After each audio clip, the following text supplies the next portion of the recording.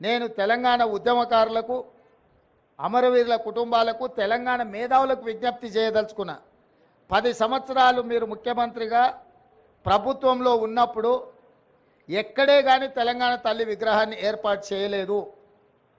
అందుకే ఈరోజు కాదు, జూన్ 2 నాడే నేను చెప్పిన, సచివాలయం లోపల తెలంగాణ ప్రజలకు పరిపాలన గుండెకాయ అయిన సచివాలయంలో తెలంగాణ తల్లి విగ్రహ ప్రతిష్టను ఏర్పాటు చేస్తామని జూన్ 2 నాడు నేను అధికారికంగా ప్రకటించిన. ఈ విగ్రహం యొక్క నమూనాను JNTU fine arts college principal, మన తెలంగాణ బిడ్డ, వారికి ఈ నమూనాను తెలంగాణ ప్రజలు ఏం కోరుకుంటున్నారు, తెలంగాణ తల్లి అంటే దర్పం ఉండాలి, పోరాట పటిమ ఉండాలి, భవిష్యత్ తరాలకు స్ఫూర్తిగా ఉండాలి. నిజంగా మన కన్న తల్లిని చూస్తే మనకెంత సంతోషాన్ని, ఎంత ఆత్మవిశ్వాసాన్ని పెంపొందిస్తుందో, ఆ తెలంగాణ తల్లి కూడా ఆ విధంగా తెలంగాణ ప్రజలకు దగ్గరగా ఉండాలి.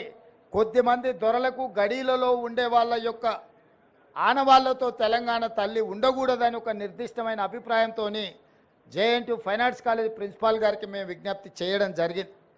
అందుకే ఈరోజు అక్కడో ఇక్కడో ఎక్కడో కాకుండా తెలంగాణ ప్రజల గుండెకాయ అనే సచివాలయంలో తెలంగాణ తల్లి యొక్క విగ్రహాన్ని పెట్టాలి అని ఈ ప్రజాప్రభుత్వం నిర్ణయం తీసుకొని ఈరోజు శంకుస్థాపన కార్యక్రమాన్ని మనం ప్రారంభించుకున్నాము. డిసెంబర్ 9 మనం విగ్రహాన్ని ఆవిష్కరించుకోబోతున్నాం. డిసెంబర్ 9కున్న ప్రత్యేకత మీకు తెలుసు.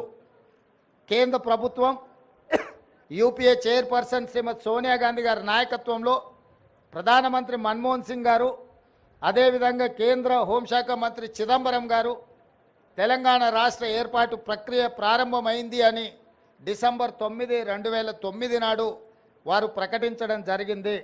అదే తెలంగాణ రాష్ట్ర ఏర్పాటుకు పునాది రాయి, అదే ప్రారంభోత్సవం తెలంగాణ రాష్ట్ర ఏర్పాటుకు ప్రక్రియ మొదలైంది.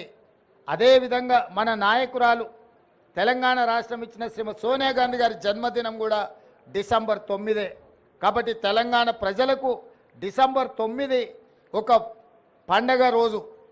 ఆ రోజు తెలంగాణ తల్లి విగ్రహాన్ని ప్రారంభించుకోవడం సముచితంగా ఉంటుంది అని సహచరులందరూ సూచన మేరకు ఈరోజు ఈ కార్యక్రమాన్ని తీసుకున్నాం.